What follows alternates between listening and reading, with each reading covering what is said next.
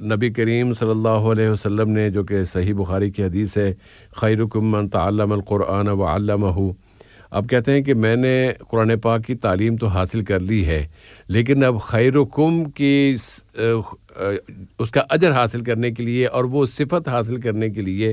علمہ والا جو معاملہ ہے وہ میں ابھی تک نہیں کر پایا ہوں. تو کیا میں اپنے روم میٹ، اپنے دوسرے افراد، ان کو میں قرآن پاک کی تجوید کی تعلیم دینا شروع کر دوں تو کیا میں اس رتبے کو یا اس مرتبے کو پالوں گا؟ اس طرح کا مفہوم ان کے سوال سے سمجھ میں آیا ہے. جی صاحب بھائی، بے شک موصوف نے جس حدیث سے استدلال کیا ہے کہ خیرکم من تعلم القرآن وعلمہ، یہ حدیث صحیح بخاری میں حضرت عثمان رضی اللہ عنہ سے مروی ہے کہ پیارے نبی صلی اللہ علیہ وسلم واضح فرماتے ہیں کہ تم سب میں سب سے بہتر شخص وہ ہے جو خود جو ہے قرآن مجید کو سیکھے اور دوسروں کو سکھائے. تو موصوف کا یہ سوچنا کہ ماشاءاللہ قرآن کو سیکھا ہے، یہ بڑی اچھی بات ہے، اور دوسروں کو سکھانا چاہتے ہیں تو پھر سکھانے کے بہت سارے طریقے ہو سکتے ہیں. تو آپ اس میں جو ہے صرف تجوید پر ہی آپ اکتفا نہ کریں، لوگوں کو اچھی طرح جو ہے صحیح مخارج کے ساتھ قرآن پڑھنا اور پڑھانا سکھائیں.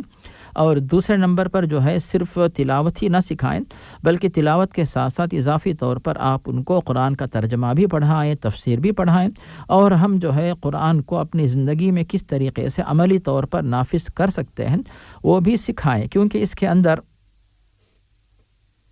جو بات ہمیں ملتی ہے صرف تلاوت کی حد تک محدود نہیں ہے، کیونکہ تعلم القرآن وعلمہ، خود سیکھے اور سکھائے.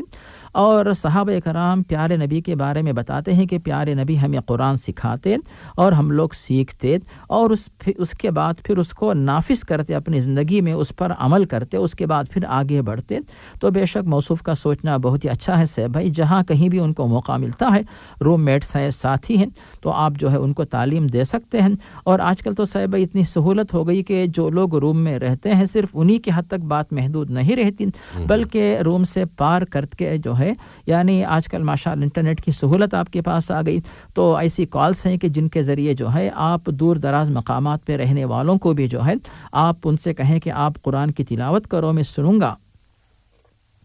جتنا حصہ تم نے یاد کیا وہ بھی سناؤ، اور جو تم پڑھ رہے ہو وہ بھی سناؤ، تاکہ میں تمہاری اصلاح کروں. تو اس طریقے سے جو ہے آپ لوگوں کی ہمت افزائی کر کے قرآن صحیح طریقے سے پڑھا سکتے ہیں، اور ان سے ترجمہ بھی آپ سن سکتے ہیں. اور اس کے بعد پھر ہم غور کریں گے کہ بھی قرآن کو ہم نے پڑھا اور ترجمہ بھی سنا، اور ہم اس کے بعد اپنی زندگی میں کس حد تک عمل کر رہے ہیں. اور کئی مسلمان ایسے ہیں جو ان باتوں کو نہیں سمجھتے، ان پر عمل نہیں کرتے، ان لوگوں تک ہم کہاں تک یہ پیغام پہنچا رہے ہیں. تو ان تمام باتوں پر جو ہے آپ توجہ دیجیے. بے شک قرآن پڑھنا پڑھانا سکھائیں، لیکن عمل کرنا کروانا اس پر بھی توجہ دیجیے. جی صاحب بھائی،